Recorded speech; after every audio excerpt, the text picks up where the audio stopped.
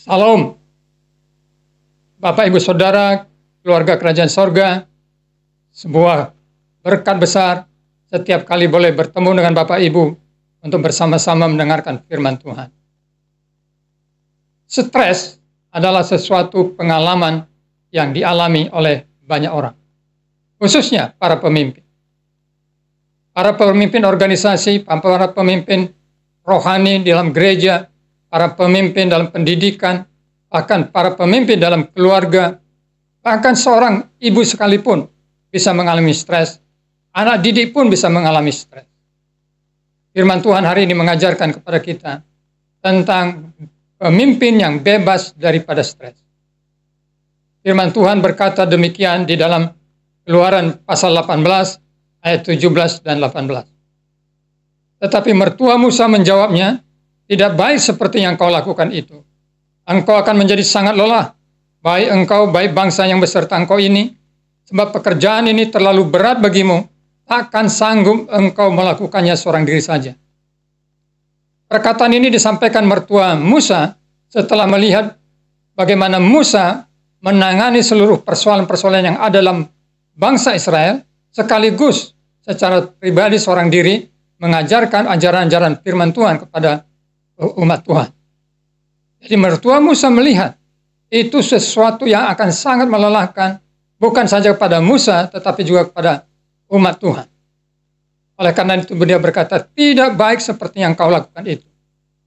Lalu dia memberikan nasihat dengan berkata seperti ini dalam ayat 19-21. Yaitu yang pertama, mertua Musa berkata, tetapkan sebuah prioritas tanggung jawab. Ayat 19-20 berbunyi, "Jadi sekarang dengarkanlah perkataanku. Aku akan memberi nasihat kepadamu, dan Allah akan menyertai engkau. Adapun engkau, wakililah bangsa itu di hadapan Allah, dan kau hadapkan perkara-perkara mereka kepada Allah. Kemudian haruslah engkau mengajarkan kepada mereka ketetapan-ketetapan dan keputusan-keputusan, dan memberitahukan kepada mereka jalan yang harus dijalani dan pekerjaan yang harus dilakukan." Mertua Musa berkata, "Musa, engkau harus punya prioritas dalam tanggung jawab. Tanggung jawabmu adalah mewakili umat Tuhan di hadapan Tuhan Allah dan mewakili Tuhan kepada umat Tuhan. Engkau yang harus mewakili umat itu dalam doamu, dalam pengaduanmu, tapi engkau juga mewakili Tuhan untuk berbicara kepada mereka." Inilah prioritas pertama yang harus dimiliki seorang pemimpin agar dia bebas mengalami dalam stres dalam kepemimpinannya. Atau seseorang harus punya prioritas tanggung jawab. Dan dalam hubungan dengan kepemimpinan, seorang pemimpin, prioritas tanggung jawabnya adalah menjadi mediator antara orang yang dia pimpin dengan Allah dan antara Allah dengan orang yang dia pimpin. Lalu kedua, firman Tuhan berkata begini di dalam ayat 21. "Di samping itu kau carilah dari seluruh bangsa itu orang-orang yang cakap dan takut akan Allah, orang-orang yang dapat dipercaya dan yang benci kepada pengejaran suap. Tempatkanlah mereka di antara bangsa itu menjadi pemimpin 1.000 orang, pemimpin 100 orang, pemimpin 50 orang, dan pemimpin 10 orang." Yang kedua, firman Tuhan berkata, setelah engkau menetapkan prioritas utama tanggung jawabmu, maka bangunlah sebuah tim. Dalam pelayanan Tuhan tidak menghendaki adanya seorang superstar. Yang dikehendaki Tuhan adalah super tim. Saudara-saudara yang kasih Tuhan, kita diciptakan sebagai tubuh Kristus. Karena itu kita harus menggerakkan seluruh anggota tubuh Kristus di dalam membangun pekerjaan Tuhan.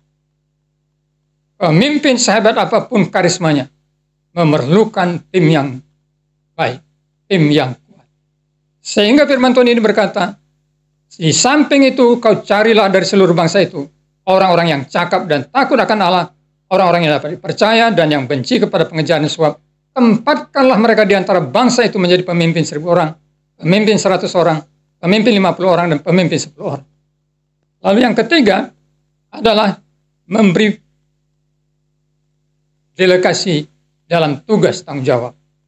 Ayat 22 firman Tuhan berkata begini, "Dan sewaktu-waktu mereka harus mengadili di antara bangsa, maka segala perkara yang besar haruslah dihadapkan mereka kepadamu, tetapi segala perkara yang kecil diadili mereka sendiri.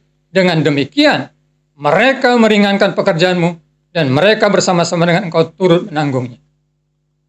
Yang ketiga, firman Tuhan ini berkata, jika engkau mau bebas dari stres dalam kehidupan kepemimpinan, baik sebagai ibu rumah tangga, sebagai kepala keluarga, maupun dalam kepemimpinan organisasi dan gereja, tempatkan orang-orang yang bisa dipercaya untuk menangani bagian-bagian yang lain.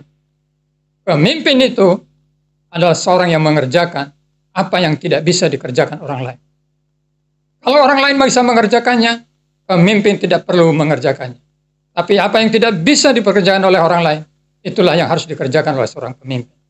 Yang keempat adalah kita melihat hasilnya, yaitu di dalam ayat 23. Firman Tuhan berbunyi demikian, jika engkau berbuat demikian, dan Allah memerintahkan hal itu kepadamu, maka engkau akan sanggup menahannya, dan seluruh bangsa ini akan pulang dengan puas, senang ke tempatnya. Kalau ketiga hal di atas dilakukan seorang pemimpin, dia menempatkan prioritas tanggung jawabnya sebagai mediator antara orang yang dia pimpin dengan Allah, mediator antara Allah dengan orang yang dia pimpin. Lalu dia membangun tim, serta mendelegasikan tugas-tugas yang bisa dikerjakan oleh anggota timnya, sedangkan dia mengerjakan tugas-tugas yang tidak bisa dikerjakan oleh anggota timnya. Maka hasilnya, kata firman Tuhan ini, bangsa ini akan pulang dengan puas, senang ke tempatnya, dan engkau akan sanggup menahannya, artinya mampu menanggung beban dan pergumulan dalam kepemimpinan. Jadilah pemimpin yang bebas dari stres dengan melakukan firman Tuhan ini. Tuhan memberkati. Salam.